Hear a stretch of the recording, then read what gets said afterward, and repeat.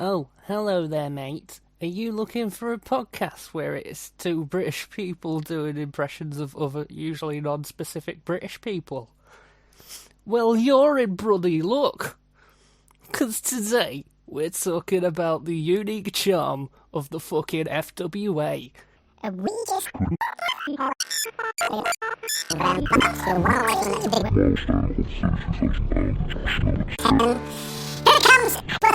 Have those two lifelines. Have a look. Tell me what you want to do. What nationality was Margaret Mitchell, author of the novel Gone with the Wind? Australian, American, British. I'll go for that. Okay. Sucking, digging nuts, catching niggas in the cut like bitch what? Show enough, she smoke and she drink, and her coochie ain't stink, got big bang. Think I ain't any nigga would. It's all good, it's great, it's like deuce.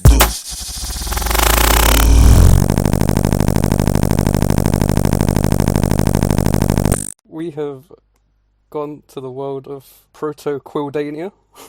Oh my bloody god, that's right. We're in fucking England, mate. We're in the Bethnal Green. You know, that fucking place where the York Hall is. The legendary venue. Yeah. Eva, you know what took place in York Hall? Is it FWA's British Uprising 2002?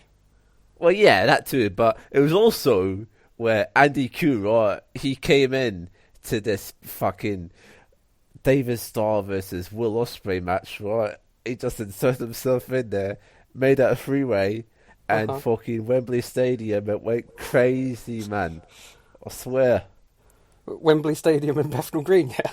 Bethnal Green. And also, Wembley Stadium just, like, packed right up, and it just spontaneously fucking exploded. Yeah, great. I can't wait for an hour of this. Of this accent. You know what, mate? Haggis, bruv. Enough said. I explained haggis to Flea in that call, do you remember? Yeah. He thinks you're a freak. Yeah, so we'll not peek to that. You go out at night killing sheep and then you just tear the stomach from its corpse and just start gnashing away. Yeah, got a bowl of elk soup. Yeah.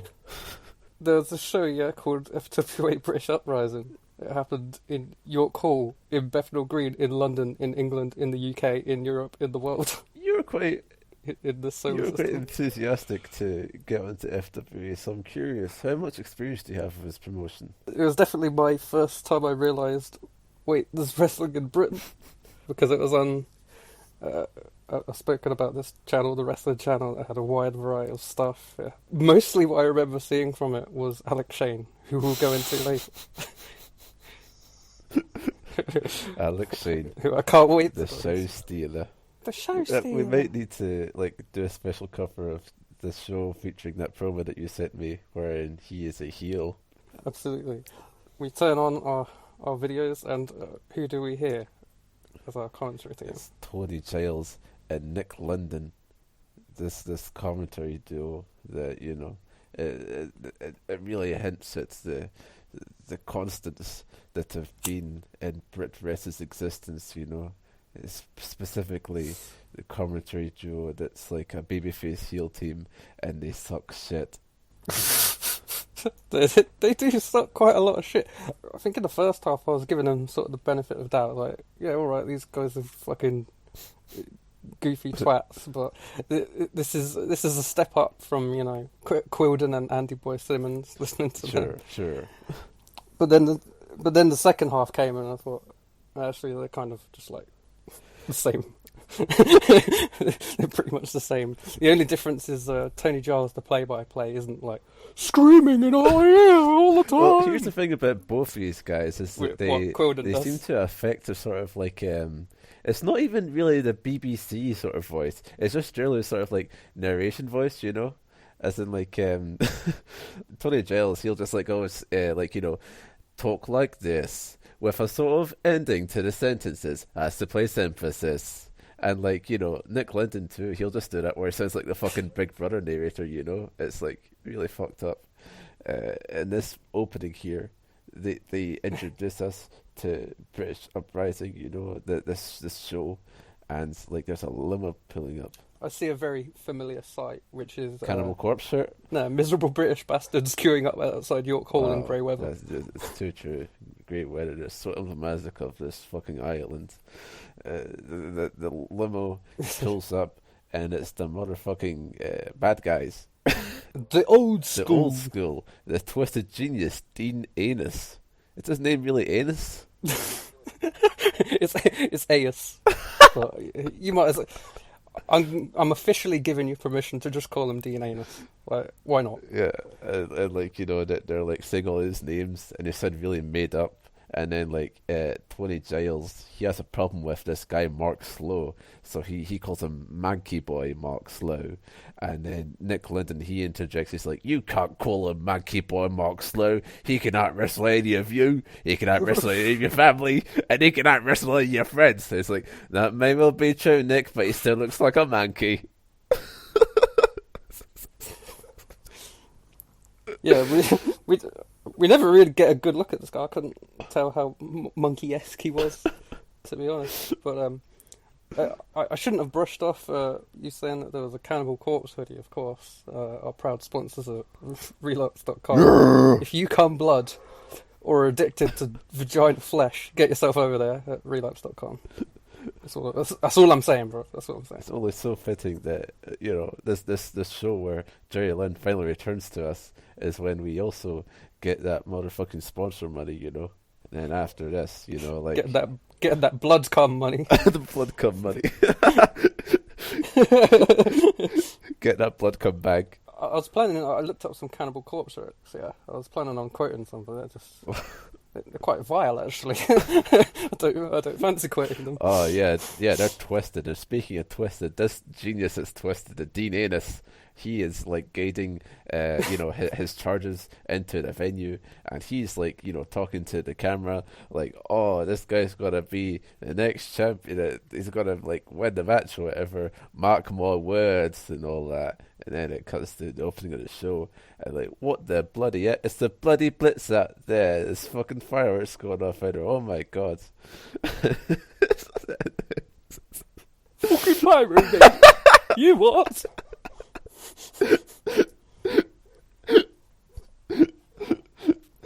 That's a bit flashy, isn't it?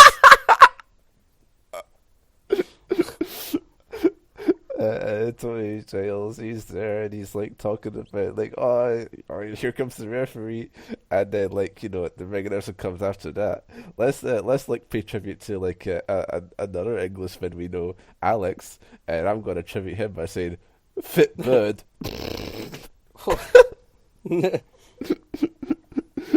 Am I right? Did you think she was a proper sort? She was a proper sort, mate. Oh my goodness. Well, that's all very well and good. The Bristol City on her, mate, I swear. Put that pod away. Focus on the rest. Wow.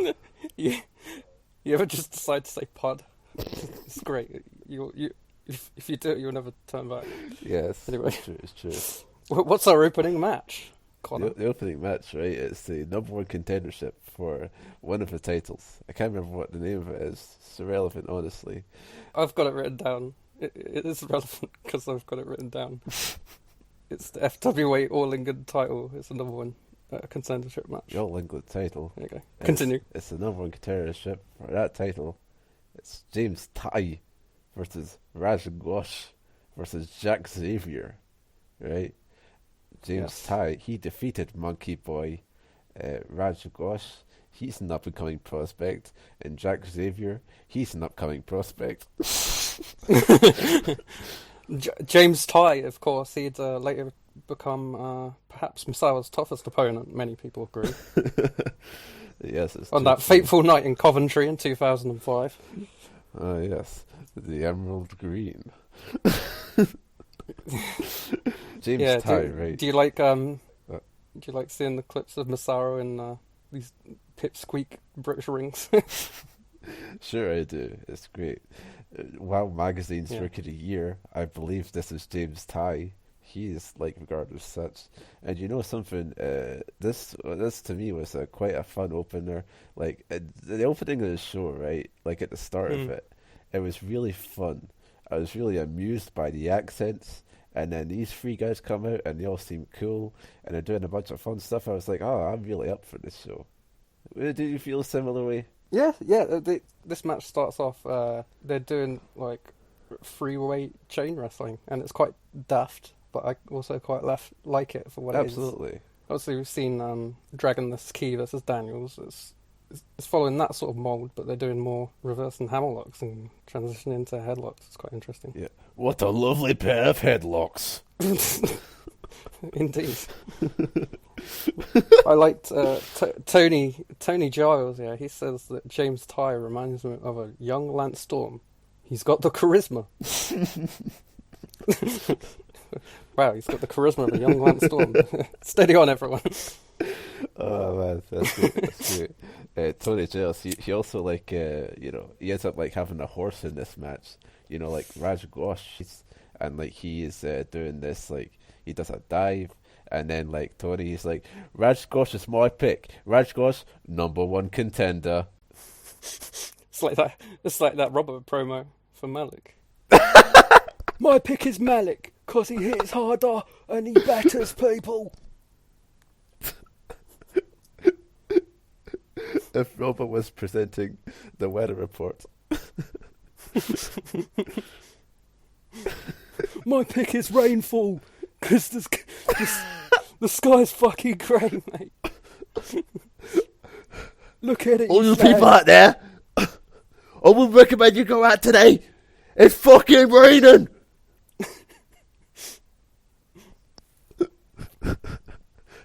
You hear that water?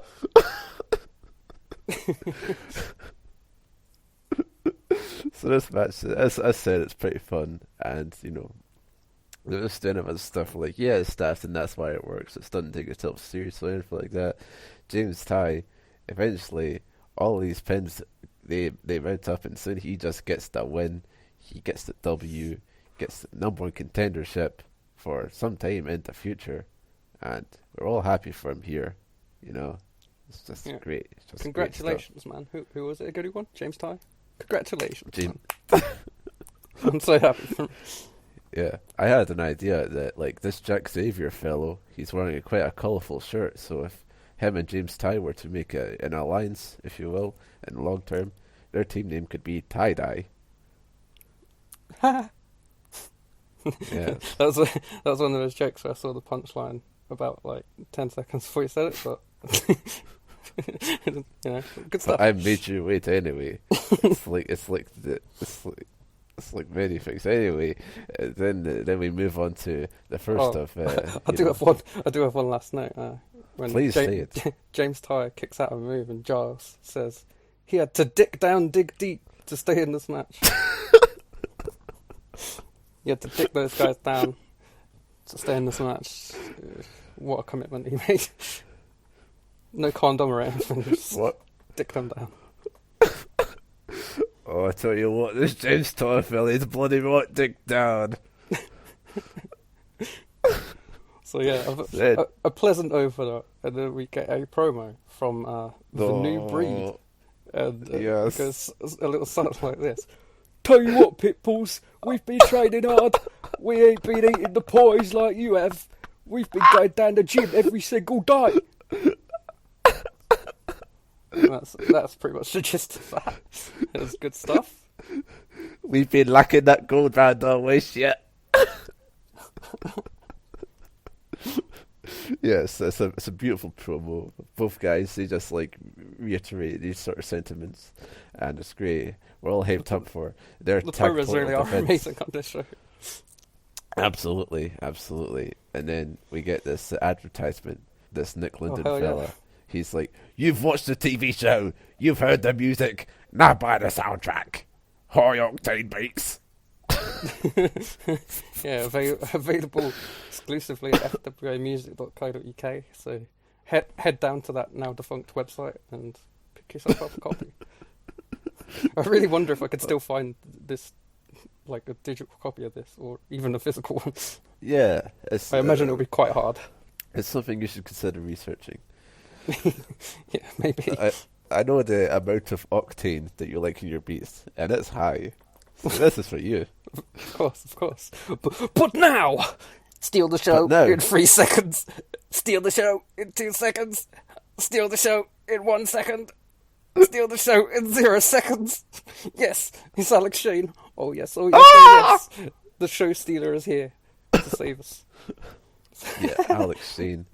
Right now he's injured. He's out of action from 8 months ago. An incident that happened that destroyed him. But he's out here. Giles, he's like, he's here for his fans. And then Nick Linden is like, oh yeah, all 3 of them. So, he's just being an asshole about it, Can't believe it. Yeah, Alex Shane is like, what? He's a face here, which is baffling. I don't know why this happened, but I've mostly seen him as a heel. And as a heel, imagine you took Shane Douglas and just replaced the Kermit voice with a British kids TV presenter's voice, who also makes up words like returns. Then we've got Alex Shane, and I want you to play the heel promo from International Showdown at this point, because people need to hear it. Hey, you know what? I may suck, but unlike all your 14-year-old sisters on the back of the bike sheds on your crappy council estates, I don't swallow! Nice. He says that at the time that he's been gone, there's one thing that's always been the same. The FWA still rocks. And then Tony Giles just goes, got to agree for Show Stealer 100%. Yeah. He was taken out of action by the old school, an evil group of bastards who want British wrestling to go back to Big Daddy and Giant Haystacks. When it drew money. Is that the storyline? More or less, yeah. That's basically what the old school are there to do. They don't like this newfangled nonsense, this newfangled fucking nonsense shit. Why can't it just be Big Daddies again? Are you imitating there? I don't know, just some idiot. Some buffoon. A random buffoon. I'm not going full of chicanery. Or what on the in my wrestling. Look, Big Daddy.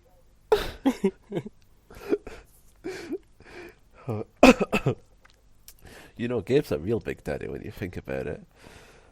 Gabe's a real Big Daddy? Yeah. Yeah, Gabe Sapolsky is a real Big Daddy.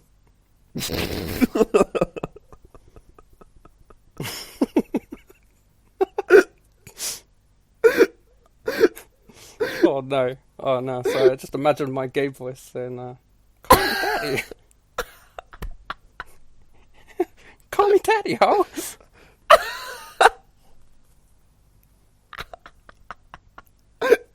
I'm calling someone a hoe.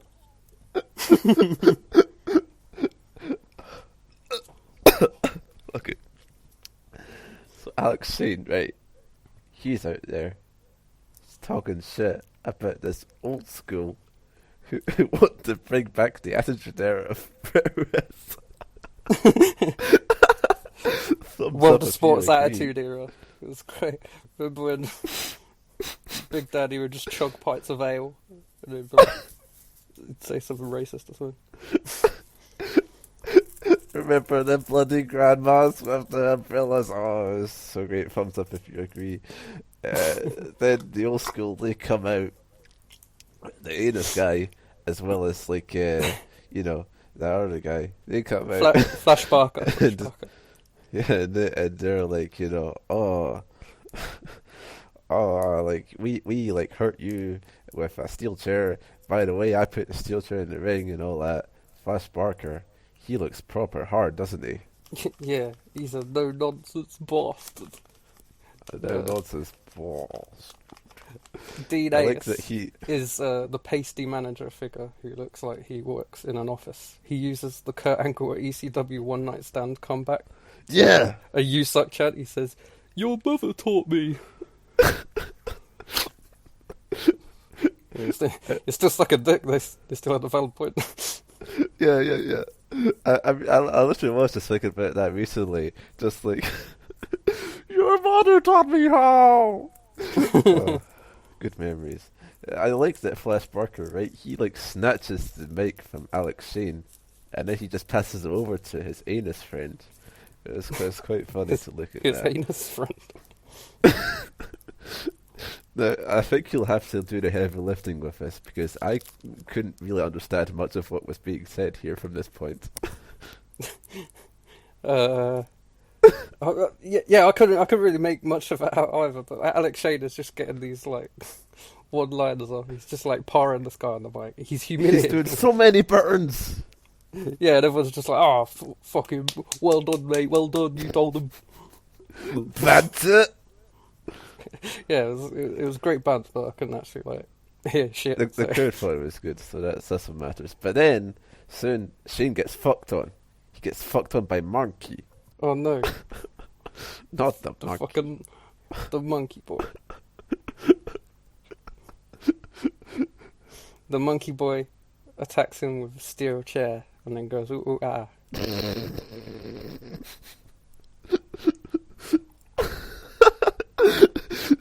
A monkey. There was a monkey. Oh yes, XPW's monkey is back. There's a goddamn monkey in the ring. It's a very smart monkey. A real life monkey. Very smart monkey. Chick. So yeah, it looks like the old school won this chapter, despite Alex Shane running down the ramp after them in his fake leather trousers. Yes, it's unfortunate, but you know, you just have to take life as it comes. As will Alex Shane. Soon he will, you know, he will get revenge on the old school, and also he will make insults towards the crowds that are very compelling in their way. And speaking of compelling words, we move on to a person that I could relate to on account of him being a like part from my country. It's the damn Highlander from hell, Drew MacDonald. It's Drew MacDonald, the coolest old Scottish guy ever. Move over, your dad. It's this guy. He's my favourite. This is a real big daddy, you know.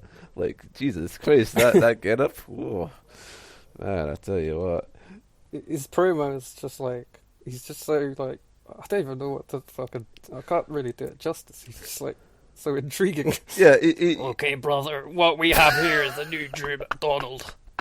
It's like, wow, this guy has lived a life. I just love like how like you know like intense he is, but in like in a strange way. He's just talking about Robbie Brookside, who he's facing tonight, and he's like, "You are always in my face, and I'll rip your heart out and eat it while your stinking body is still swimming in the ring." Like, why'd you put emphasis on those words, Drew? In the ring.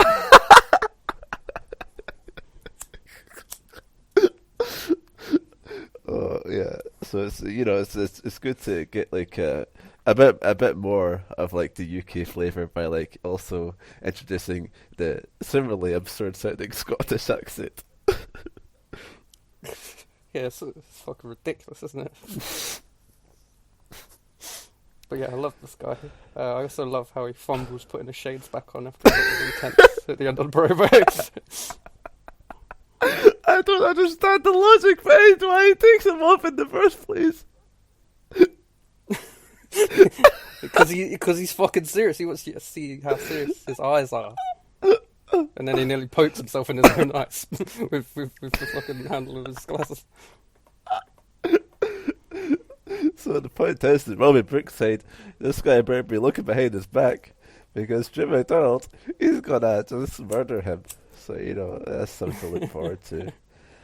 And then this next match, it has big implications, because this James Ty fella, he's going to face the winner of this match.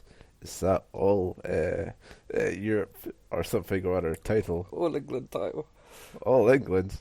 What a Hayden Vanson versus the Zebra Kids. It's here. Yeah, wow.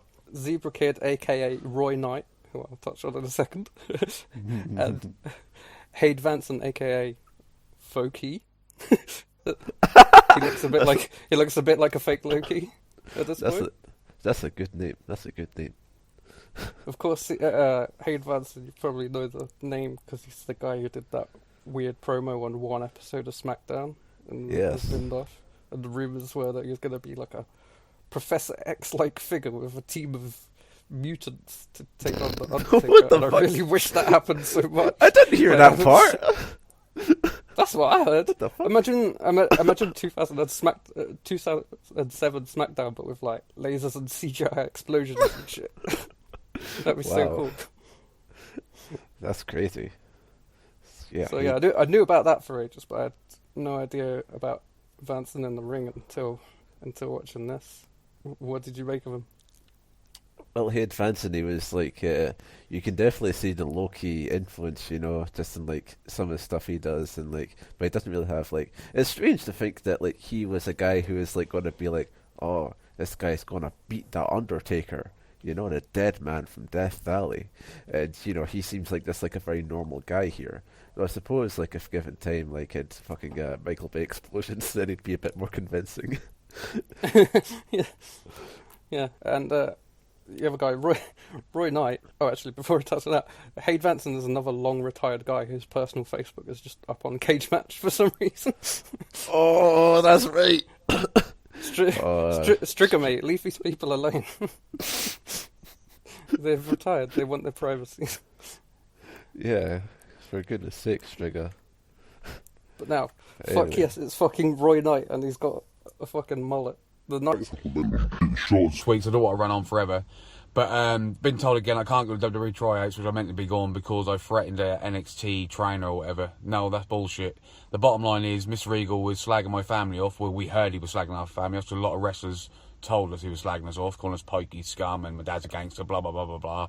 And then out of all the venues in the whole wide world, NXT was run by Regal. They come to Norwich with 600 people, venue with 600 people. That wouldn't have spoke to my dad either. So I messaged Mr. Regal to saying, what's your problem with my dad, and what's your problem with my family? Why do you keep blocking us? If you've got an issue, I'll come on my own to meet you at any venue in the world, on my own, and we can have a chat about it, or shoot fight, whatever you want to do, because you might be a shooter. We can have a shoot fight, and we can just kick the shit out of each other, get it done, shake hands, get on with it. He rang my dad and was really, really nice to my dad. So I messaged him out. Dad said, right, it's done now, son. I messaged him saying, okay, it's done. Thanks a lot, blah, blah, blah. Because men are allowed to speak to each other. That's what men do. I'm not a yes man like most people you hire. I'm a real man. If I've got a problem with someone, I tell them, and vice versa. Then you shake hands, that's job done. So I don't know why you keep carrying this on. And James Mason, who also works for you at NXT, he's a good friend of mine, slept with a mother of my child a year after we split up, which is fine. I asked him man to man 10 years ago, did you do it? He said no. Then I found out he did. So at the end of the day, I said to him, you're out of order, just to be honest in life. I will never change how I am. I'm a mental health campaigner. I go out and help people every night with mental health because I've been abused as a child, beat up as a child, and I've come through a hell of a lot. And you're not going to break me, mate. I'll just carry on doing the indie scenes because the UK Hooligans are best tag team around. Best known tag team, not saying best workers, best known tag team. We go around, we give it everything in the ring. And you never go to stop me doing it. I've been wrestling all my life. And at the end of the day, you should pick people on talent, not because they give you a little twisty.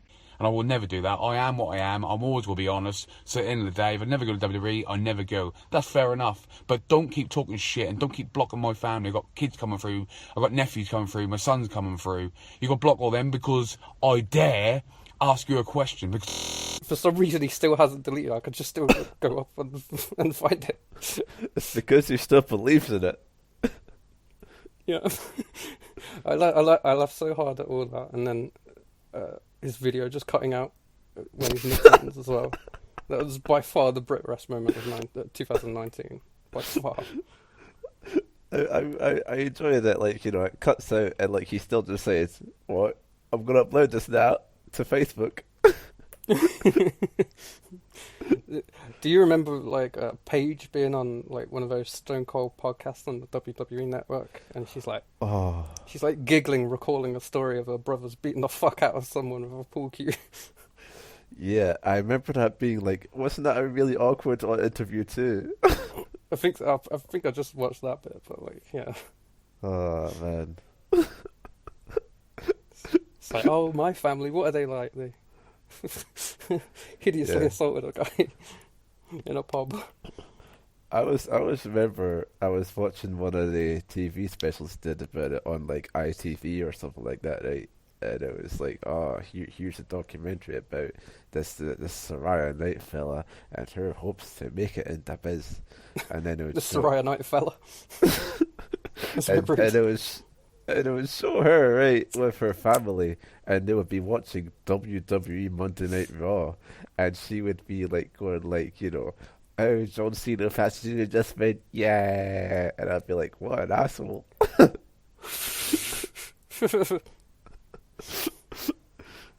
But who am I to Did say? you not flock to the cinema to watch Fighting With My Family? I still haven't watched that, actually. No, I didn't either. Okay, cool. Cool. Those are our Fighting With My Family thoughts taken care of. Yeah, that's all the movies are doing this week on Siskel and Ebert, and until then, the balcony is closed. So anyway, Hayden Vanson versus this Zebra The thumb's kid, not applicable right? for me. Oh man. Hayden Vanson, he's like, you know, in here with the Zebra kids, and then commentary, they have like this exchange where, like, you know, soon fucking like Nick, he gets so mad, it's like, don't make me show you the back of my hands. And then Tony, he just goes, the way I see it, you can show me anything you like.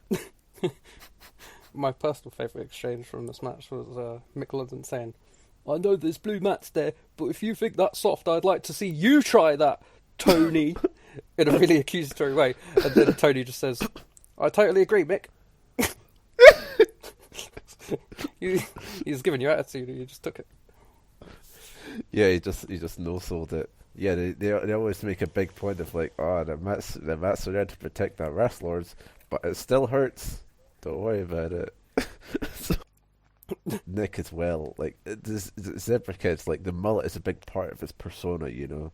It seems to be compensating for an apparent lack of charisma, and they'll just like be talking about this fucking mullet, and then soon Nick will be like, hey, we talk about Zebra Kid and his mullet. Look at Hayden Vanson, that haircut of his. He looks like a mug. Hayden Vanson just has like a standard number one cut. Like, what are you talking about? He's a bloody mug. if you say so, Mick London. If you fucking say so.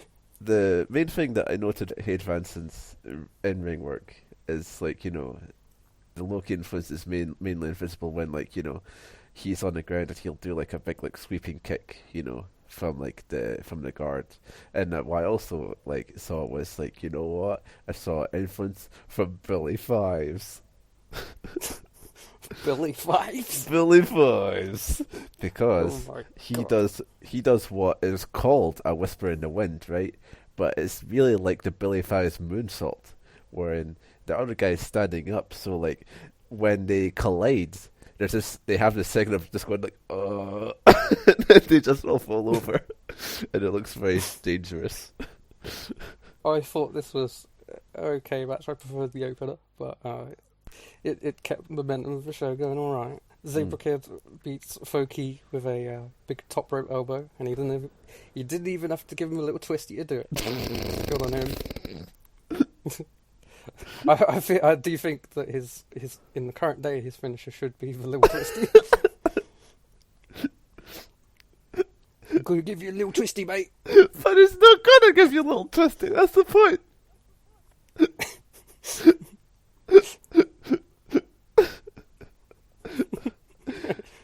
I don't know. Maybe he should capitalize on this moneymaker that is the little twisty. I think so. UK hooligans, top team around. It's always because we twisty and we.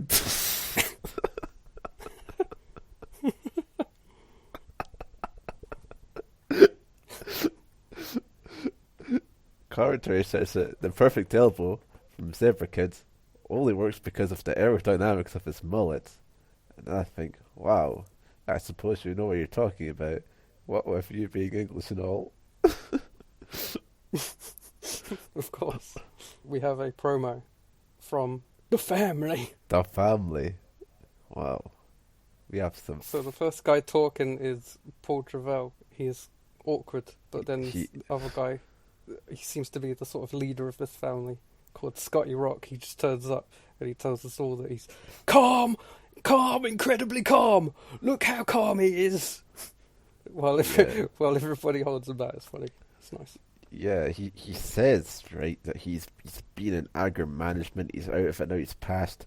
But then we see Eva, he's still a right explosive cunt. Fucking hell. Bloody hell, mate. So yeah, the family are here. They seem stupid, but it's okay. Then we move on to the thing that like a lovely promo from the New Breed was building towards, that tag title match. Actually, there's a brief advert. If you want to stand out in a crowd, why not buy a poorly designed FWA t-shirt? I assure you nobody will be wearing the same thing as you. Yeah. And then we have the tag titles. Then we have the tag titles match. The New Breeds, like, I wrote their names down as Ash and Curve. Is that right? Yeah, weird names. Okay, cool. They're coming out, and Tony, he says, you know, all smell something in the air, and no, it's not your cheap cologne, it's not the opponent's BO, it's a title change. The New Breed make their entrance, but oh no, it's pre-pirate and incest Paul Burchill. What the fuck? Holy shit. I was so confused when he came out, weren't you? A little bit. I knew he was in this promotion prior to the WWE, but I inspected the card prior to the show, and I was not expecting any Paul Burchill. But there he was. Yeah. His thing is that he's a huge jack guy for this scene, at least. And he can do like nip-ups and standing moonsaults and stuff. Incredibly stupid. It's fucking like he comes in and he like does like, oh, I'm gonna like barrel you over and I'm gonna slam you and all that. And that seems fine enough, okay? But then one of the New Breed gets a fucking comeback on him. And like he just sits and goes, oh, and takes a back bump. Why are you taking a bump? You're fucking taking these guys out. What's the reason for this? That seemed very unnecessary. Seeing as absolutely. The only takeaway that you really need to take from this is that he puts Curve through a table and walks off. Yeah, exactly. Why didn't he just splat them instead of like selling for them for like 7 seconds? It was weird. Oh, I really need to get in my kip up, you know. I'm such an athletic horse. Yeah. Fuck off, Paul Burchill. But yeah, then he like puts Curve through this table, you know, he just slams him through there. And you know what I thought? It's like, talk about flattening the curve. Whoa. But yeah, then like after this, the Pitbulls, they come out anyway. What the fuck? Are they expecting it to just go on with this tag title match after all this? It looks like they are, and I gotta say, the New Breed weren't really wrong in these promos. These guys look like thumbs. Especially Bulk, as you might expect. He's an especially big bastard. He's like approaching Ryo Tahama levels. Yeah, like I believe they both have nipple piercings, but I'm not sure if they're both from the powerlifting profession, because at least one of them is, and it kind of makes sense with what with the body, but I'm not sure if they both are.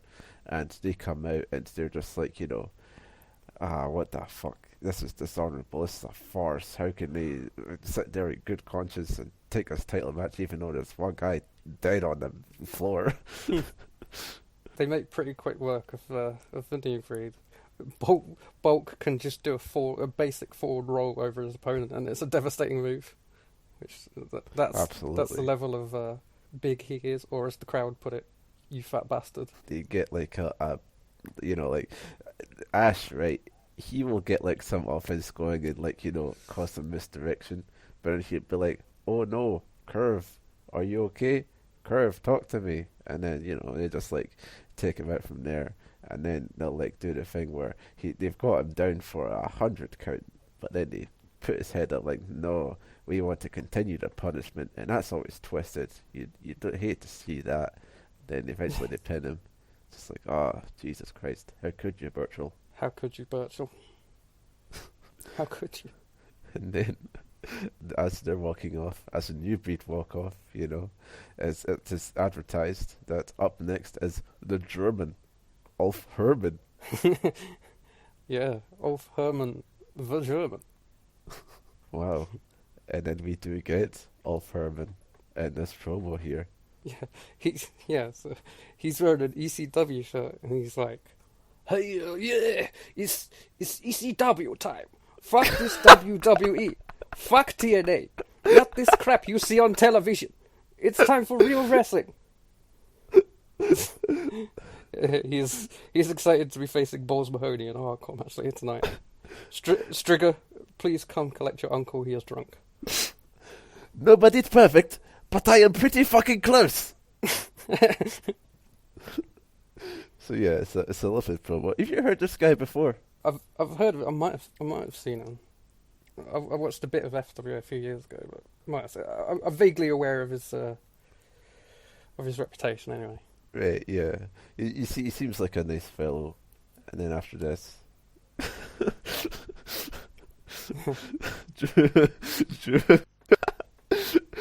the ring announcer lady is there, and she's like, about to say something. But then, what is this? Drew McDowell comes out. This isn't on the schedule. She's confused. Oh my god. How unexpected and scary. Drew McDonald has come out despite not being scheduled right now. So he comes out, and the card says, he's a former Scots guard, Tony, he very, pensively states, Scots guard is a bit hard. So, that's something. And then he gets in the ring, he gets the mic, and he just goes, kill the music! Oh, man. So really, we love when people do that. He comes in like that, and then, he's saying a bunch of other shit. Robbie Brookside, there's chances of him leaving this arena alive. They're seeming slim. Yeah. He's calling him out. He's going, Brookside! Brookside! Come out now! Where was this the whole time? This was in your bag of tricks the whole time? This accent? Yeah. Wow. Sometimes when I attempt a Scottish accent, it's just the worst shit ever, and sometimes it's alright. Brookside! Oh man, so... Brookside! So yeah, you've been taking cheap shots at me! And all that. So then soon Brookside comes out, and they have this match. Apparently, it's under TWA rules, rather than FWA, so it's a different referee. I don't know what the fuck meaning this has at all. No, me neither.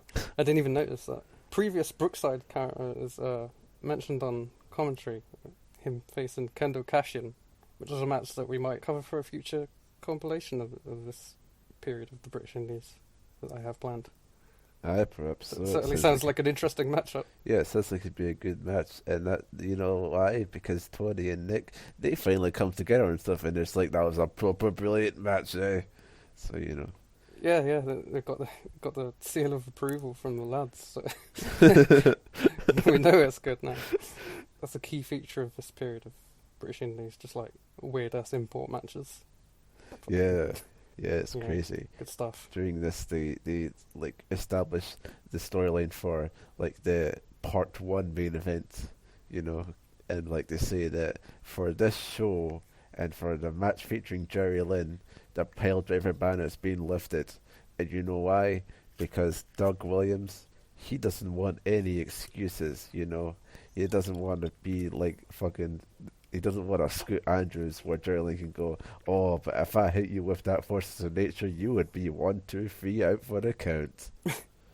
So, I thought it was very unfair that they're saying that only Jerry Lynn can do power drivers tonight. He's not the only guy who does a power driver as a specialty. They say one of McDonald's specialties is apparently his tombstone power driver. Justice for Drew. Wait a second. Let him drive. Wait a second. I forgot that. I forgot that Drew McDonald existed for a second there. So I thought you just being like, oh, it's not Jerry Lynn's specialty, it's a power driver. It's me like saying McDonald's specialty is hamburger.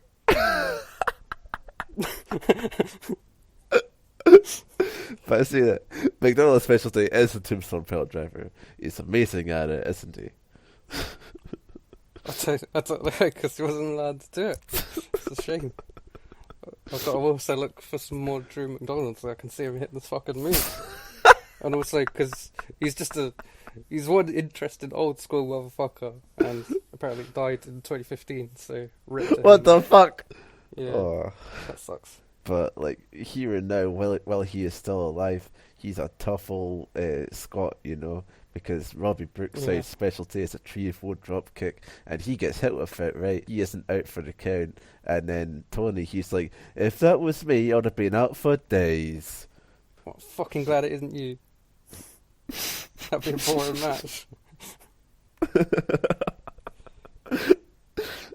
And then after this, it's quite funny how this match ends, isn't it? Where like these two guys are so heated in their rivalry, they're just like fighting, and the ref will try and break them up, but they'll just go, fuck you, ref. And then soon he like throws it out, double DQ. And like, it's funny because usually when these match finishes happen, right, it's like, oh, the brawl continues, they are not heeding the bell. Yeah. But as soon as the bell rings, right, Drew McDonald's like, right, fuck this, and then he goes out. Yeah, they both basically just beat the ref up a bit, and then they're just like, they seem to have squashed the beef. So, okay. I'm not sure I've ever seen a double DQ as a feud decider. Yeah, it's quite novel. And then the ref gets drop kicked too, and like everyone's sitting on this ref, they hate him. I don't know why. He's just doing his job. This isn't the code of honor at all. Did you like the commentary line where they said Drew McDonald is from the depths of hell, Scotland to be exact?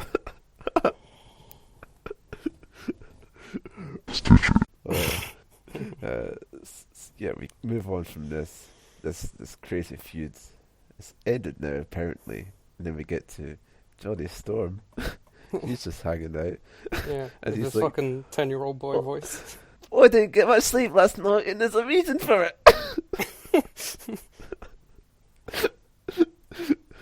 Is it because your whiny ass voice was keeping you up?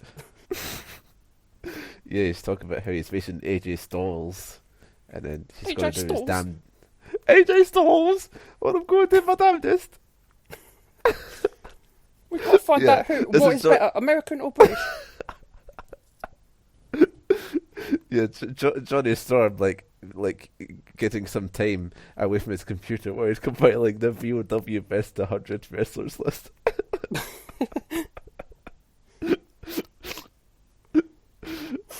Oh. So yeah, like Johnny Storm, he's a determined man going to face AJ Styles, and then we get to AJ Styles. This marquee match here, the Part 1 main event. It's Doug Williams versus Jerry Lynn. Doug Williams. Yeah, they were really hyping this as like the main event of the first half. And when I used to go to Rev Pro shows, this spot would just be like, designated early drinks or piss break match. Excellent.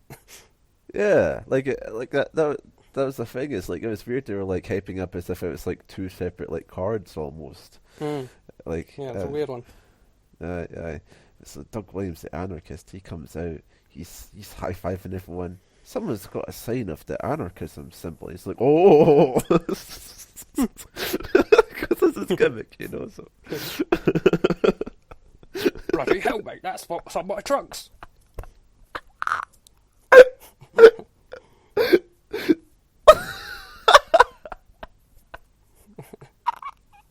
That's too true.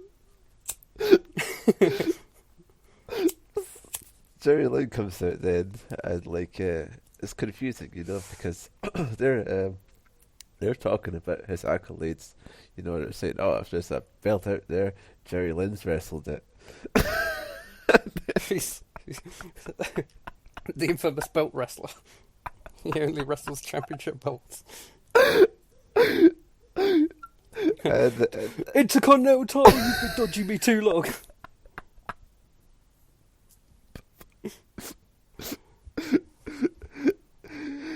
The big gold belt, you pussy bitch. Confusingly enough, longer than 12 years. Before being replaced by just a big W.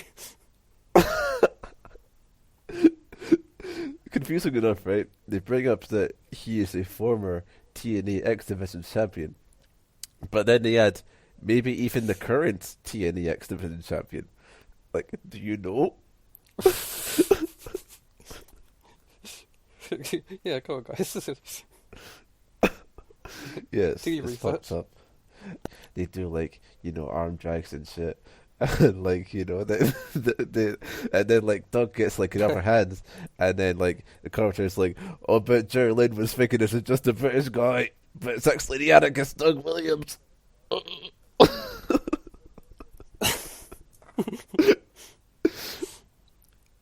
I found the start of this match very funny, not because of anything that they actually did. They just do sort of a standard, evenly matched beginning and then do a standoff. And then there's a fucking holy shit chant for it. I know it's 2002, but steady on, guys. Yeah, there's you've seen some standoffs. There's an egregious example of this later on that we'll get to. For now, though, like, you know, I think this is a nice match. I liked it kind of. You know what I really learned to appreciate was, like, you know how, like, Jerry Lynn, he's one of those guys that does the mad sunset flip where it's like, you know, you like go up in the air and like a guy goes into the corner and then you twist your legs around and then like just like get into position from there. Like the way he did it wasn't the most graceful thing, and like that was good because it made it feel like when his legs like met like the fucking sides of Doug Williams, it looked like a fucking fridge magnet like clamping onto a fridge, you know. And so I was like, wow, the wonders of humanity.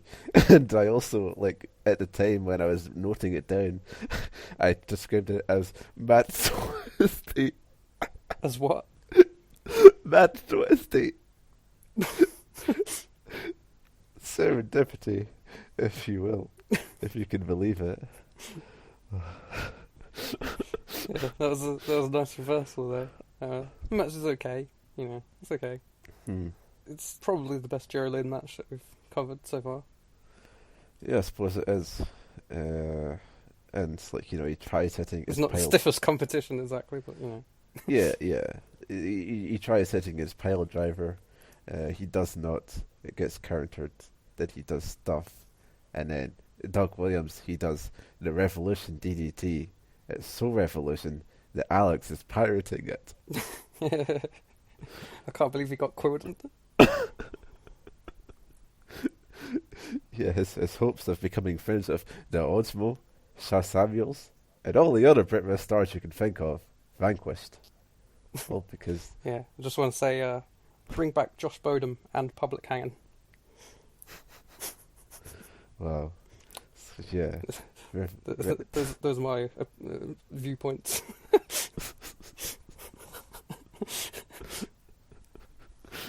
You know what they want to do, mate? They want to bring back Josh Bodum, he's no nonsense, and also Public Enemy, please. One pick for this. One pick for can bring it back. It's Josh Bodum because it's a rolling vicious athlete. So yeah, Doug wins with the Chaos Fury. That always looks great. Jerry Lynn is the only guy allowed to do pile drivers tonight, and he still couldn't win.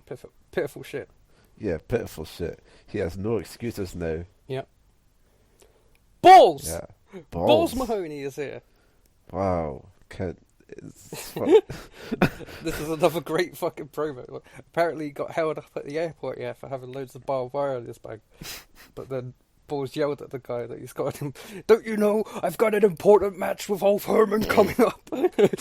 So apparently the airport guy shit his pants, and Balls says that Ulf Herman will also be shitting his pants right now, since he has to face him. Yeah, he details that like the bypassing came after the airport security man took care to wash his pants and replace them with another pair of pants. So I'm assuming that Balls was just kind of sitting there waiting the entire time. It's crazy. It's crazy as well that like this post 9/11 that he just managed to get through with this weaponry, this sadistic tools. It's crazy. So Balls. I like to imagine him shouting at the airport guy like, "Don't you know I've got an important match with Herman?" And the airport guy was like, "Oh shit, of course, yeah." the old Herman match, yes. I knew that was happening, obviously. You what, mate? At your call? At your call? The beloved Bethnal Green itself? The very same. Yeah, then Balls is all set for this match, as are we. I was like, it was nice to see him back, because this was a guy who, he seemed like a sort of like a nice treat when we ran into him in our very first episode. And now here he is again. His legacy has been established. I've been surprised firmly. that we haven't really seen him in the UMs for 2002. Do you know if he is in UMs at any point post ECW? I would assume so. Let's have a look, actually. Perhaps so. Let's have a fucking look, shall we? Wow. Oh, fucking look. Come on, Stringer, tell me. Fucking tell me. Stringer, mate, will you give me a little pipe? Stringer, you give me a little twisty. No, I will refuse to give you a twisty. I do not give twisties. Okay, we'll probably see some balls in the future. Wow. Yeah, I'm sure we'll be seeing lots of balls. Wow, we definitely will be seeing a lot of balls. That's the level of humour this commentary team has. It's terrific. Terrific. Well, yeah, I've literally just made the same joke. I know! You're on the same level. I'm starting to think you English people, you're all alike. Yeah, we kind of are.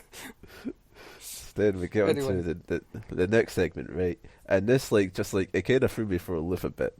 Because it's like this Paul Battrell guy. And he's facing Nikita, a woman. But that's not important right now. The family, they come out. They have fucking burning crosses. Yeah, it's really weird. Are you fucking having a laugh? Just like doing the fucking Ku Klux Klan show. Are you kidding me? Yeah, it's really weird.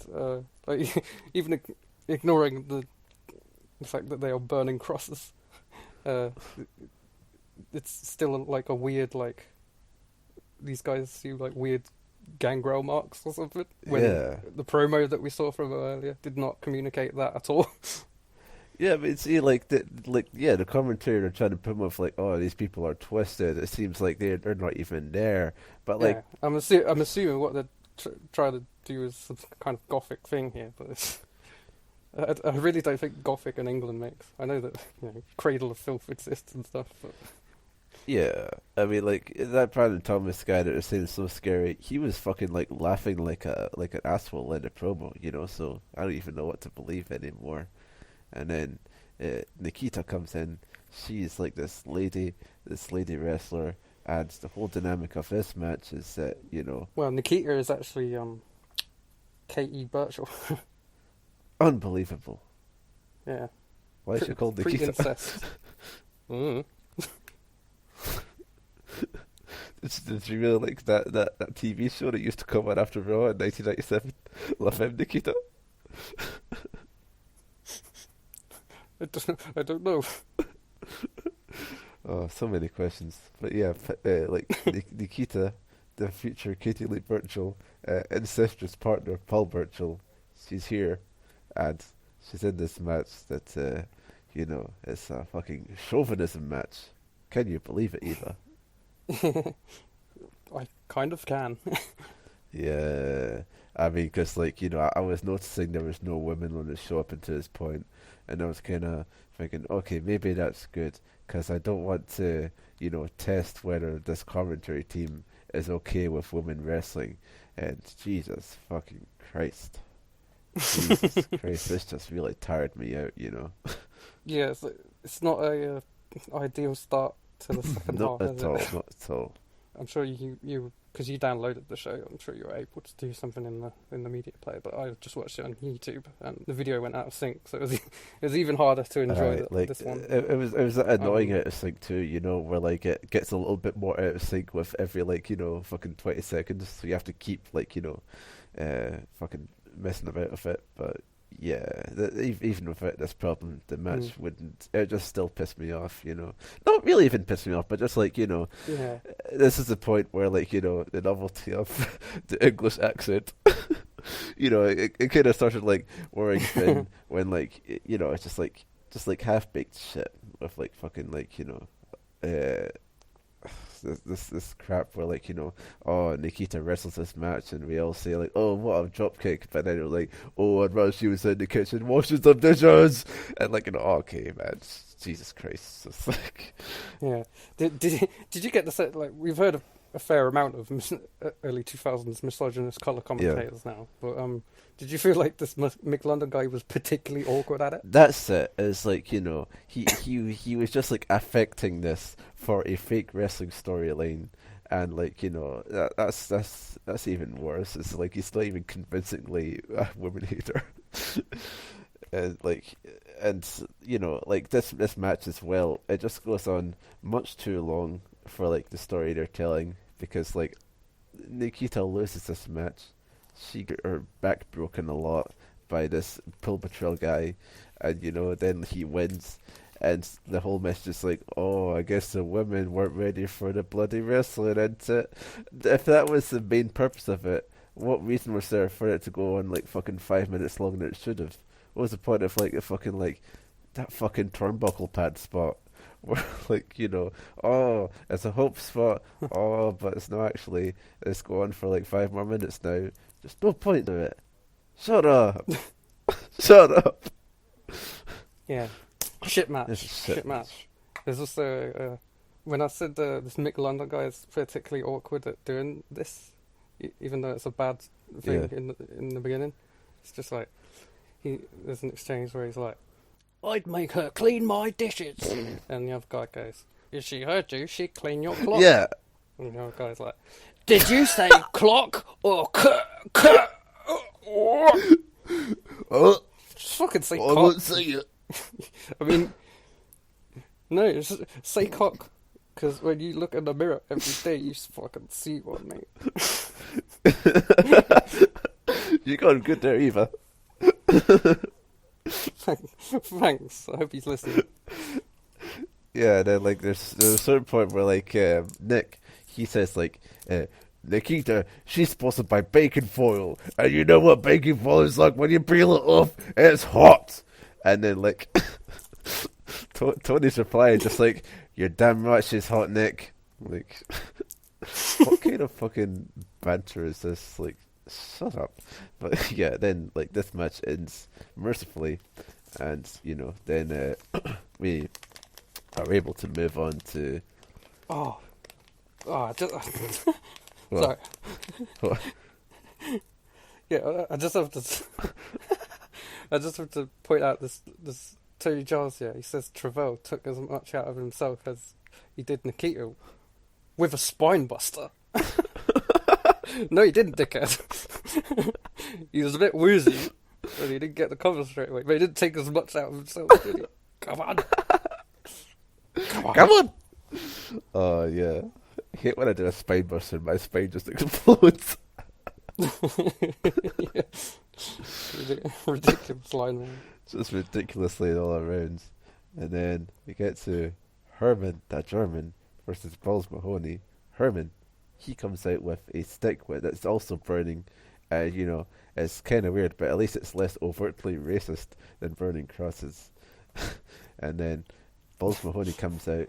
He comes out to his ECW theme of Fame, you know, where you get to sing along. He's got balls. She's got balls. That's a good ass. Yeah. And they're all yucking up, you know, like both Balls and Herman. They use the time to, in the opening moments, just like, you know, really like milk the crowd, and it's good. And then Balls, he does something nice, is that he gets the mic. Everyone's chanting EC dub, as they would be wont to do, as you'd expect them to do. But then he says that, like, oh, ECW, they fucking left me homeless. So, yeah. So, like, hey, what's the name of this promotion? FWA. Why are you gonna chant when you... I really like the way he says, like, what's the name of this company again? I really get the sense that he does not remember genuinely. Yeah, it was just a convenient, like, sort of like way to slot that in there. Yeah, like, so basically he makes it so that it chant FWA right EC dubs, so, you know, it's considerate. Yeah. And you see a shot of Herman, and he's still with his ECW shirt, shaking his head. He's thinking like, nah, ECW's sick. Fuck you. Yeah, like the commentary, they interpret this gesture as meaning that Balls Mahoney is now belonging to FWA, and I don't know about that. Like, he's not. Is he got a bit to become like an ace of FWA? I hope Balls so. Mahoney gonna get a stake in the new school versus old school feud. I really hope so. No, the opening of this match is in regards to the work. The stuff that goes on in the ring is pretty nice. He just like started some, like, you know, just like basic like wrestling stuff, and it's nice. They're like sorting each other out, but the commentary, they think, yeah, they're like, oh my god, are they gonna wrestle? Balls Mahoney doing a head was that a leg look from Balls Mahoney? I fucking don't do that wrestling. Now, you probably wouldn't expect me to say this, but Balls Mahoney, he actually used to be an amateur wrestler, you know. As in, like, I can't remember exactly where it was. He would have heard that sort of stuff before, like in America, but just here, it's like so much fucking worse, man. I swear to God, it's insufferable. Like, and then, like, you know, their idea of like jokes is just like, you know, going like, you know, oh, like he really took balls to the face, cause testicle. And then, like, you know, yeah, that's pretty funny actually. Oh, sure it is. I stand by that joke.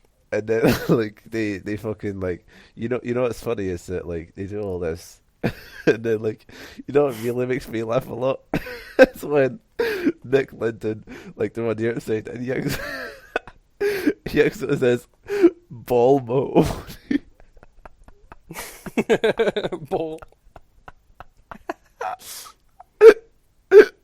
Singular ball. Oh. Yeah, these guys, in particular Mick London, is someone constantly trying to be funny. Mm. But he's really funniest when he's totally not intending to be funny. Exactly. So they do crowd brawling, do ball, and Herman.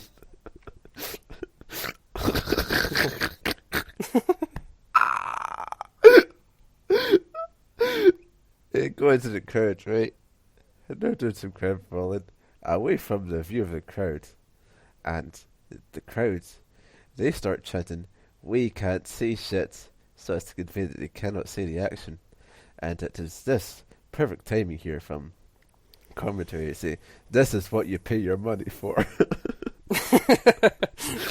You pay your money to not be able to see. We couldn't even really see much in this one. Like, the cameras didn't even try to like keep up with them. They're just all over the place, like stationary. Like, what are you doing? Yeah. Find them, dickheads. Yeah, it was fucked. They've not gone that far. York Hall's not fucking that big. Yeah, they've like show it's like they only have this big thing where they just like paint this lovely picture of like, oh, imagine you get the VIP seat to the bar York Hall and you get some bloody blood books come bashing you. It's like, show me this bar, you know. Yeah, exactly. I recently pirated Rev Pro's. I was thinking of that here. Yeah. And there the crowd seemed so frigid and frightened by the concept of crowd brawling. And here they're a bit more up for it, of course, but I understand their urge to see the fucking action. Yeah, absolutely. But it was just such a weird thing to see that Rev Pro crowd, obviously so conditioned by the New Japan style, confronted with a crowd boy. They just didn't know what to do. Yeah, it was weird. There was like people just sat in the front row, like refusing to move. Like, no, I paid for my seat. I'm observing. It's so strange. I am the wrestling observer. And then they get back to the ring, do Ball and Herman. Ball, he gets the barbed wire bat that he so successfully sneaked past airport security. And then, like, Nick, he's just like, he's seriously considering the use of this weapon. And I'm like, oh, you think so? Yeah, well observed. And then he goes through with the use of this weapon and, fucks up the Herman. And then they both start bleeding. the word choice of these commentators over here in England, as they say, they're leaking crimson. Yeah. I'd love to hear one of these guys say life-giving plasma. I really would. The life-giving plasma. Well, there was a lot of space for life-giving plasma.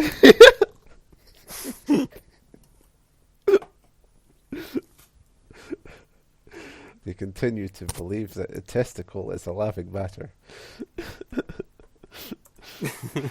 And then, the chairs come out. I was quite interested by how they fucking did this.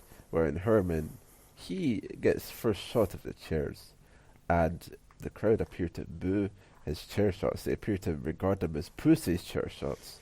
Do you think this is the case? I didn't really notice that. Balls. They were doing. I've never seen Balls hit Pussy chair shots. He's like the most notorious guy. No, but Herman was doing Pussy chair shots. Oh, I don't remember them. Yes. I apologise. My audio was also out of sync for this match. I was able to fix it for the last two matches because they're available elsewhere on the internet. But for this one, still out of sync. Which really, I think this was a good match, but it was tougher to enjoy. Like when Balls Mahoney would like swing a chair at All Herman's head. And then, 5 seconds later, you get the... It takes you out of it a bit. Yeah, absolutely. Yeah, like, Herman would hit a chair shot, and, it would elicit booing from the crowd at York Hall. And then I would kind of reflect on it, just immediately be like, that was a bit of a bad chair shot. It was like a bop. It wasn't like a concussion thing, But then, soon we'll get into the groove of it, especially Balls. As you say... It's his reputation to do the chair shot good. He do a chair shot real good. Wow. And then they bring out the thumbtacks. And thumbtacks come into play. Or as we're meant to say over here, the drawing pins. The drawing pins. Did they really say that? Yep. Oh my goodness. Scandalous. And then, they over here we call them Shazwazzers.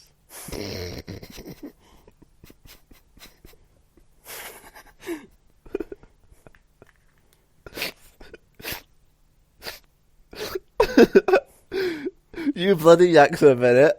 Call it Topsy Worthy or 450 Splash.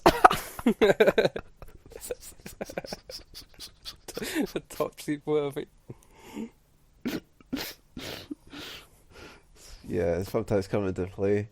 And Balls and Herman, they're both on top beneath the thumbtacks. And I'm thinking, what the heck? They're bloody early lads, so they are. And then that leads into a power bomb into attacks to Ball. Ball is dead after this. Oh no. Oh no. Rip Ball.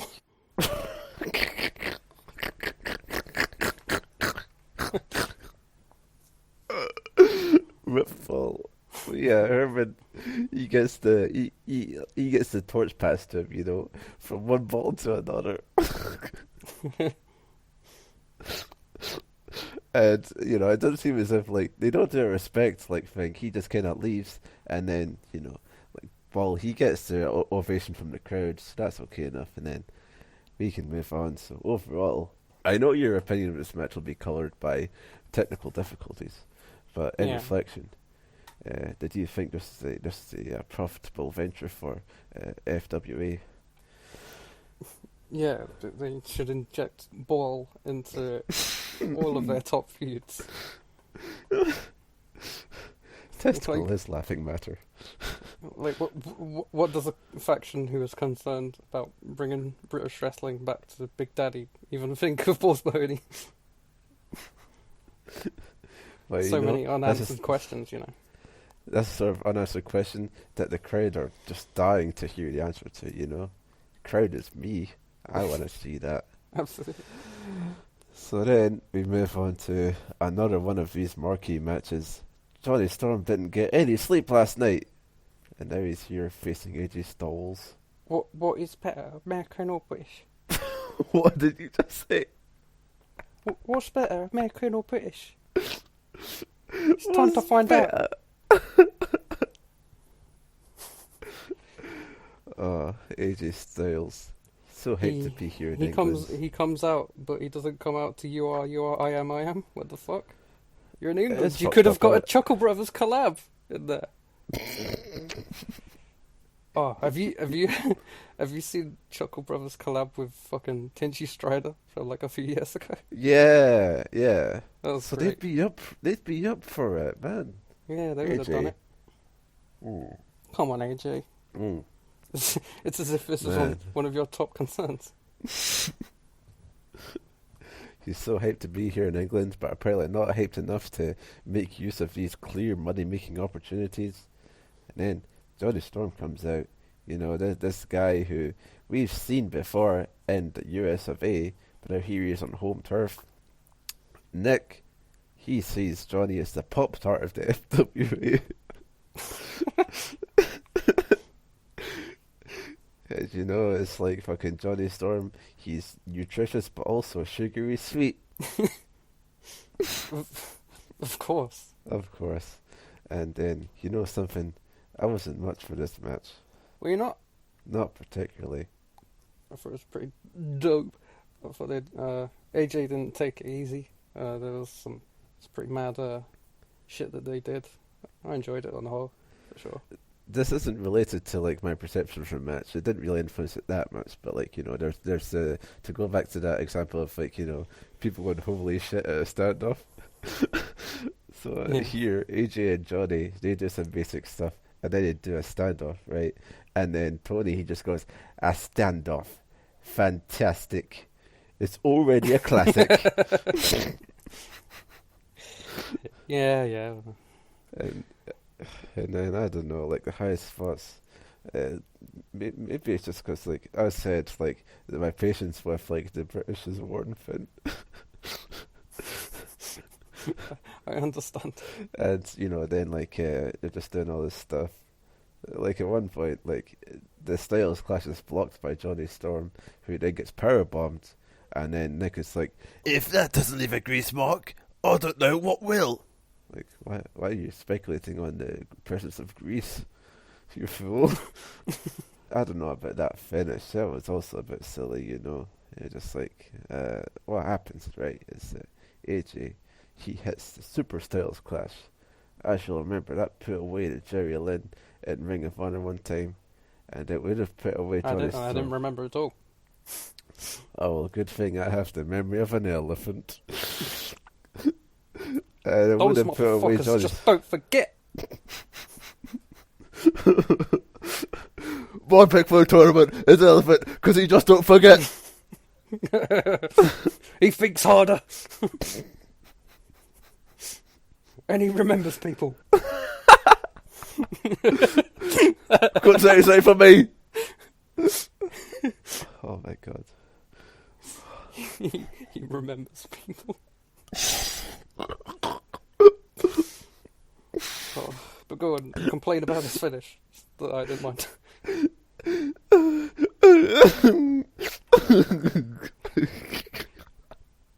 Johnny Storm, he would have been pinned by the Avalanche Styles clash, but unfortunately beforehand, a ref bump occurs. I don't know why. It's just the ref up happens. AJ makes a cover. There's no ref there. He can't get the pin, and then he goes out and wakes the ref up right. And his idea as to what to do now is hey, what if I do the Avalanche Styles clash again? What if I set this guy up who is dead, half dead perhaps, and just set him up for this complicated move that only came about due to a specific circumstance? And then what is this? It gets reversed and he loses. What the fuck? Wow. There you have it.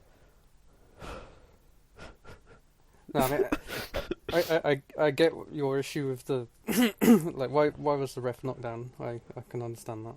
I suppose it was just so the crowd get to see a superstars clash without AJ actually winning, which you would want. But it's a weird thing to do in a face versus face match for sure.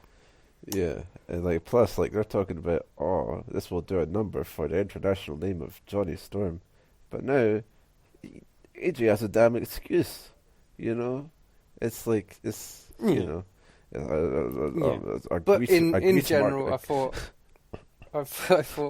they went pretty hard. I liked some of the big bumps, and I was fine with this match. Yeah, a grease mark on the name of Johnny Storm, indeed. And then we get on to the main event of the evening. Ooh. Jody, in a ladder match. What were you thinking when you got into this match? When you turned on the video? I kind of knew about the reputation of this match prior. It has a reputation. But yeah, I'm pretty sure, I'm not an expert, but I'm pretty sure this is FWA's biggest match in a way. Obviously not the biggest in terms of opponent versus opponent, but just in terms of the way they built to it and the memorable spots and stuff. Yeah. I knew of this. I'd never seen it before, but I knew of it. Yeah. Sweet Jody. And flashback to what's going on. Flash, he puts on a hold, and he tells the referee, ask him if he gives up or not. And Tony, he is very reproachful of Flash because he just goes, ask him what, Flash? It's a ladder match. Tony Giles also says that Jody Fleischer's a former King of England. I didn't realise that. Yeah, fuck 2001. I must have just blanked that out, man. England is what's in now. That's what you need to be the monarch of. And they make use of putting ladders and stuff between the apron and the balconies. It brought back memories of that memorable Starr vs Ospreay match where they did exactly that.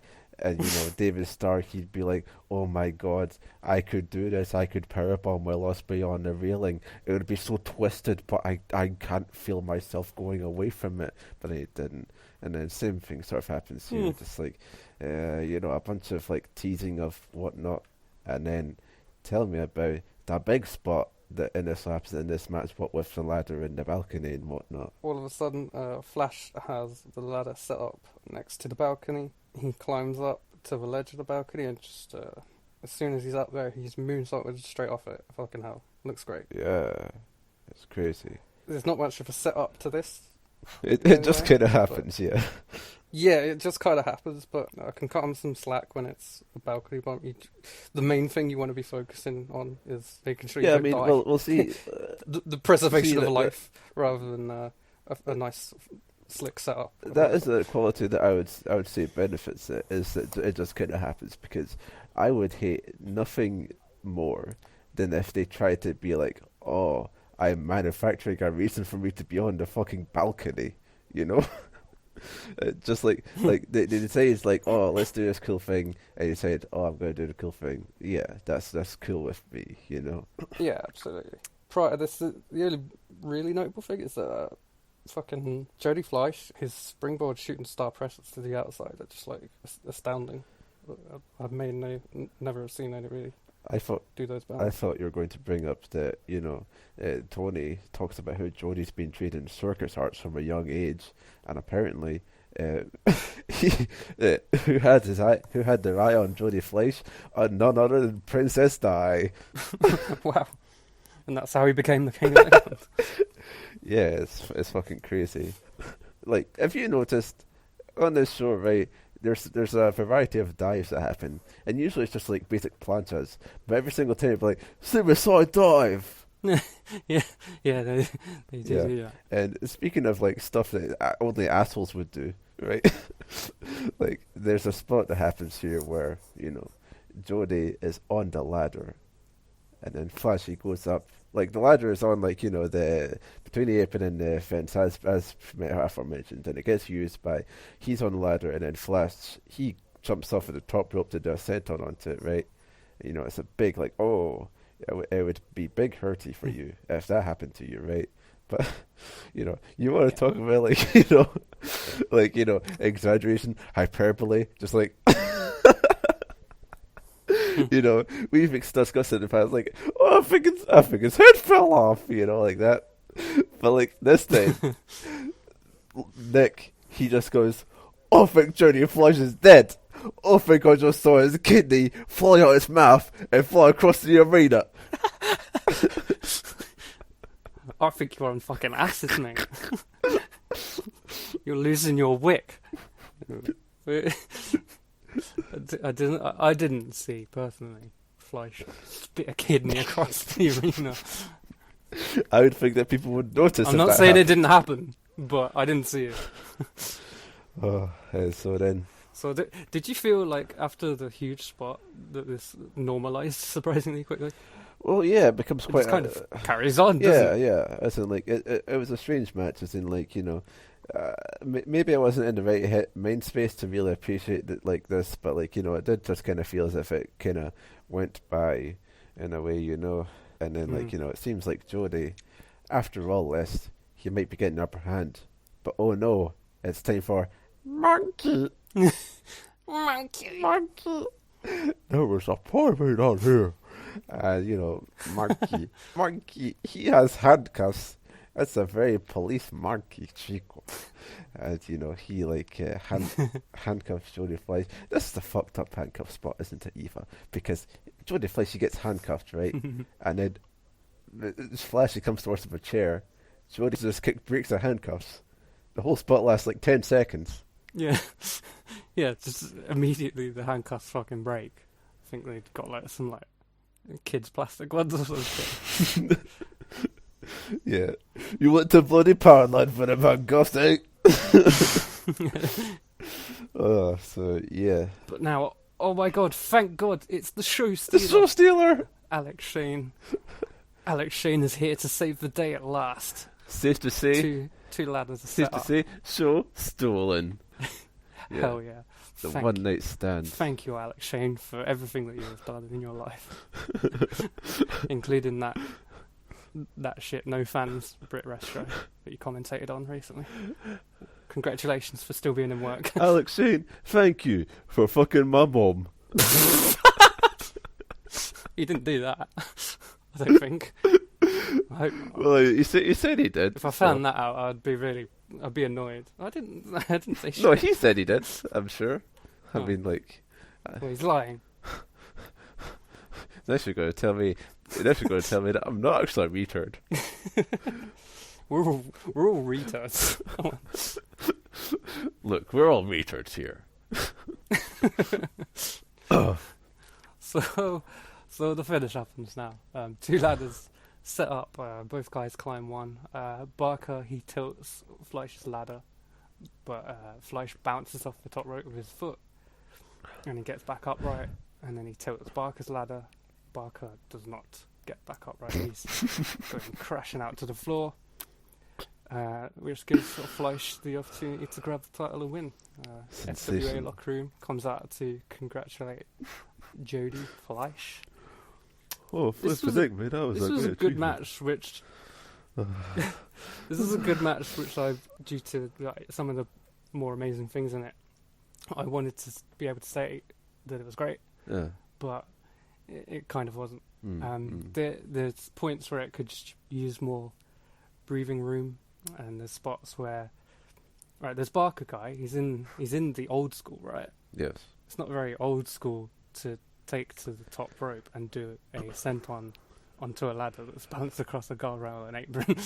That's CZW. That's not old school. Yeah, you know that was a passing thought that I had when we initially brought up like I'm not going to complain about a cool spot. Yeah. When that's his gimmick. Maybe he shouldn't be doing it. There's also, I think they needed to like try and get the belt before they actually got it. At least once. Come on. Yeah, that like I hated that when like they were like. They acknowledged it on commentary was the worst thing. You're like, oh, he's not going for the belt. I just wants to inflict some more punishment. Like, oh, okay. Great. Good story. But yeah, Jody Fleisch wins. Oh my god. The boyhood dream comes true. Yeah, and Jody Fleisch is awesome and he gets loads of respect.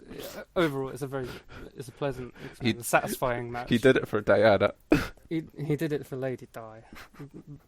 Bless her dead ass soul. Oh boy, so yeah, this show ends then. Oh my god. Eva, what do you think of FWA? It ended. What do you think of this show? I had to say, it was far from perfect, that's for sure. Yeah.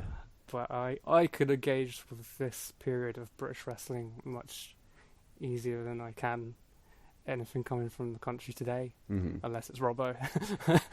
Overall, I'm glad I watched it, and it was worth covering for sure. Yeah. I don't know how many people will be interested in this one, but if you're not, I think that it'll be like it's a real novelty, you know, because I think a lot of people will be used to, you know, the current picture of Brit Res, you know, like the WWE sort of like co-conspirators, if you will.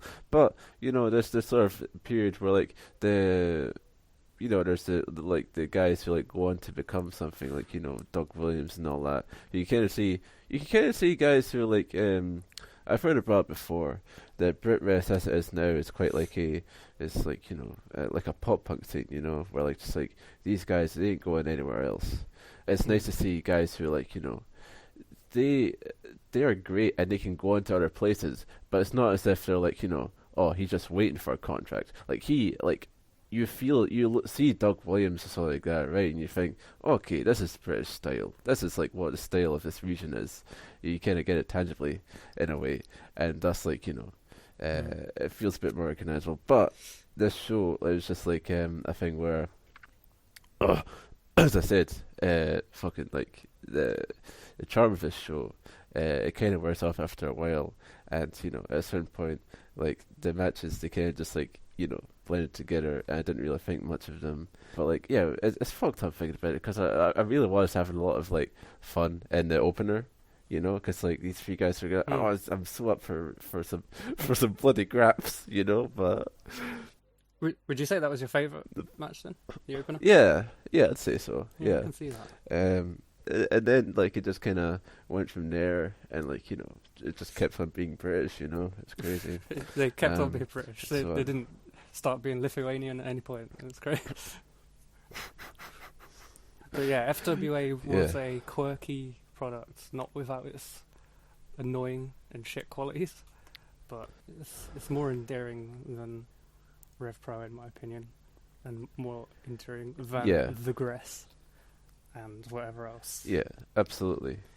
And if we don't return to it in the future, we definitely will at least be returning to some of the you know, the heads on the Mount Rushmore, you know, like Drew McDonald. Yeah. But I do have a compilation planned for this period of British Indies. There's also in 03 there's a joint Ring of Honor FWA show, which will be on the timeline. Frontiers of Honor. So. Frontiers of Honor. Yeah. You, Jesus Christ. FOH, fuck out of here. So yeah, we'll return to this promotion in some form in the future. Yeah. Possibly multiple times. I feel like I'm on the edge. What better time to say my opinions of this show, isn't it, Eva? Yes, your prepared opinions. Yeah. And then you're off the cuff opinions. I'm just straight shooting, you know. You are nowhere near that cough. Meanwhile, I'm just like trapped by it. So anyway, here's my opinions on this show in match order.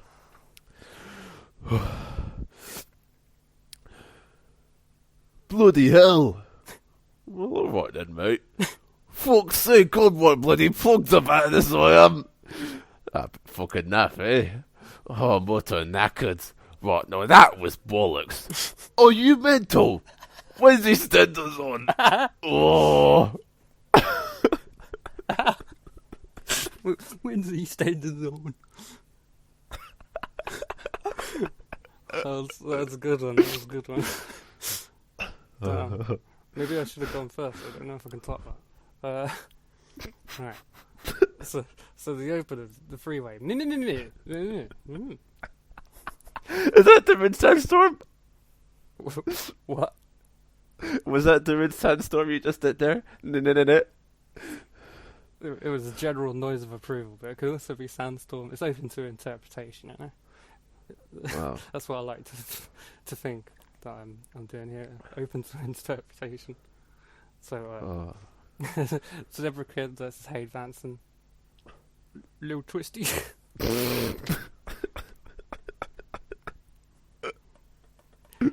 Tag titles. Fuck you, you incest loving slag. Talking to Paul Birch there. Okay. That one's not open to interpretation. That one's just as you see it.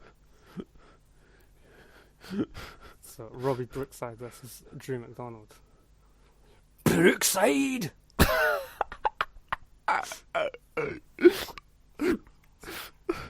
That could only mean one thing. No, that one's open to interpretation. Oh, damn it.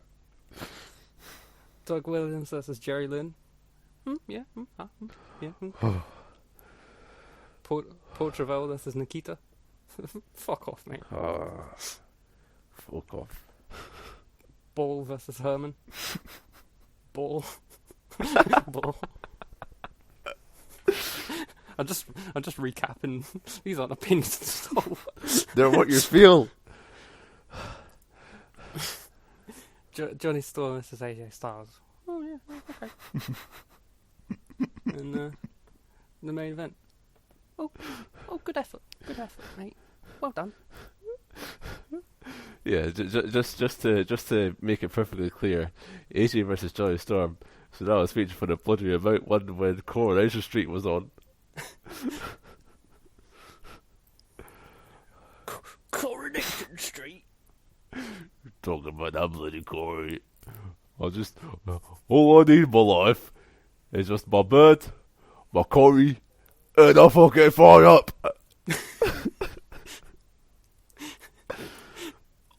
You ever see those those profiles of racist guys? So it's like, hate the kids, hate the wife, love my country, love the club, love football. Love the grabs. We here at REMP, we hate our kids, but we love our country, and we love the pub, and we love the grabs. We here at Web. And now, to close out the show, here's Jonathan Ross with a song. Alright, mate, how's it fucking going? I'm Jonathan Ross, I collect loads of toys. I'm Went Legend, Jonathan Ross. I keep appearing for no good reason at all. La la la la, la fucking la. End of show. I know, it's really Jonathan Ross. I've got really into slam poetry, yeah. Jonathan Ross, everybody's favourite slam poet. Yeah. End of show. Finish. We can go down the gym every single day getting ready for this match. And you know what? I'll tell you what, it's not because we are that good guys. We are. It's because we are new we are the future. But we've been lacking it, that goal around our waist. But instead we don't want your burgers, we don't want your British Jenny Craig lads, all we want back is our belts. Tonight. I should warn any viewers of a nervous disposition to leave the room at this point. What I'm about to show you was once considered the greatest threat to Western civilization ever. If you can bear to look when I give you the Furby. But he's so cute, you say. Exactly. That was their sinister master plan. You monster.